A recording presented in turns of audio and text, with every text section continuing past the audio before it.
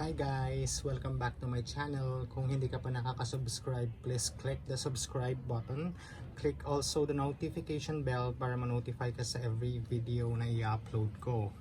So, as you can see here today, I'm gonna show you how I make my Gymno and Astro soil mix or yung other mga cactus ko. Ito yung normal na soil mix na ginagamit ko sa kanila.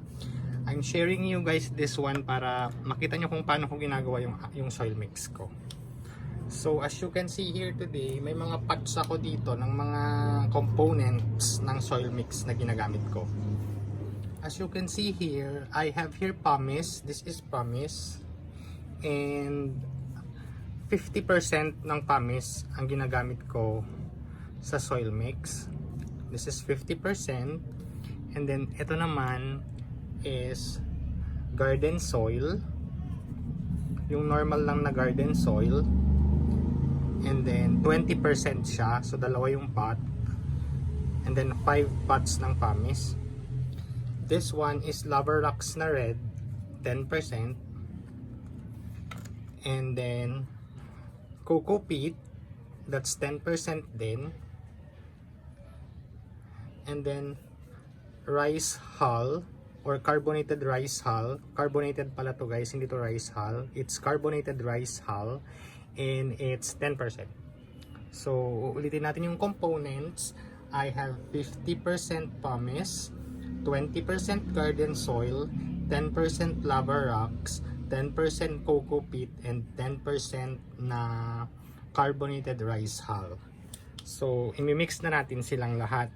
At bago pala tayo mag-mix, kailangan din ng Starkel G. Tapos, ng Nutri-Coat or Osmocoat will work. Nutri-Coat lang ang preference ko guys.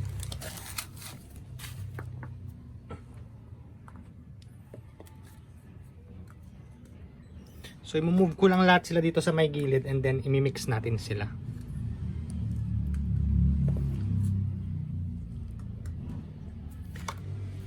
So eto na yung aking mixing bowl or mixing batya.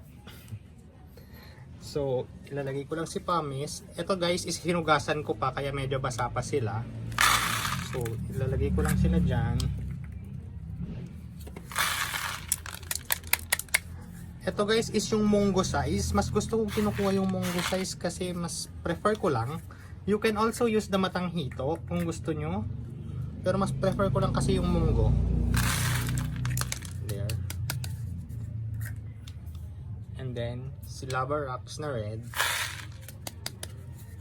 10%, and then si carbonated rice hull 10%, and si coco peat,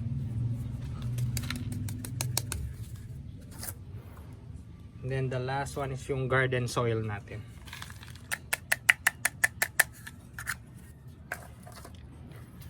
And then imimix ko lang.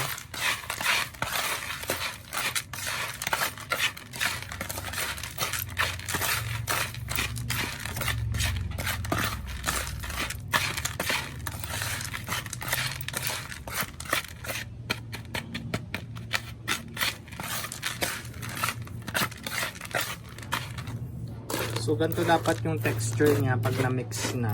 Ganyan lang. And then yung paglalagay ko ng Nutri-Coat at saka Osmocoat guys, itong Nutri-Coat naman is tinatansya ko na lang. Depende na lang sa dami talaga ng soil mix mo. Mas madami kang ilalagay. Mas konti, tansyahin mo na lang din. Also yung paglalagay mo ng itong fungicide mo, tansyahin mo na lang din. Ayan, so konti lang naman tong soil mix na to. So konti lang din yung ilalagay ko. So ganyan. It's your choice din pala kung maglalagay ka na ng fungicide ngayon or maglalagay ka ng fungicide kapag gagamitin mo na soil mix at itatanim mo na si lupa. Pwede rin ganon.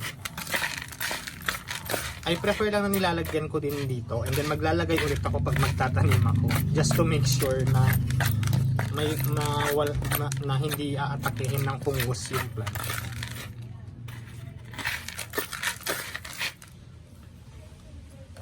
So ito na siya. Ganyan yung itsura ng soil mix ko.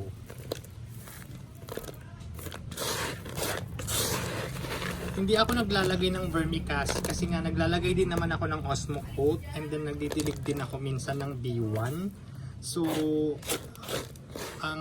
I think enough na yon para sa nutrients ng plants.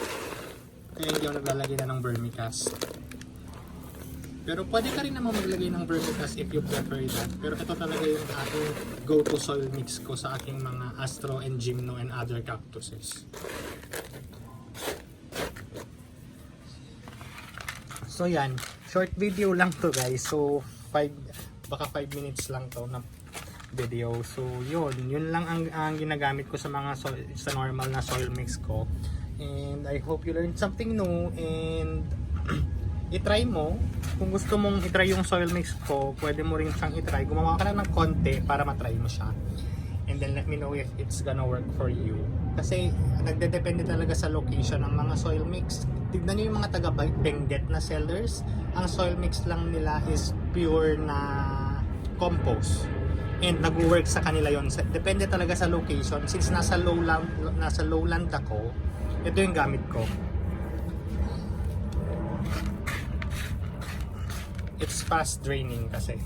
Yun yung gusto ng mga cactus natin, yung fast draining na soil. Yung pagkadilig mo, mag-exit agad yung tubig, may matitira lang na konti sa soil mix. So yun yung gusto nila. So that's our video for today. Thank you so much for watching and I hope you share this to your friends and leave a comment kung may mga suggestions ka pa na video na gusto kong gawin, and ipipila ko siya for sure. And thank you and bye bye.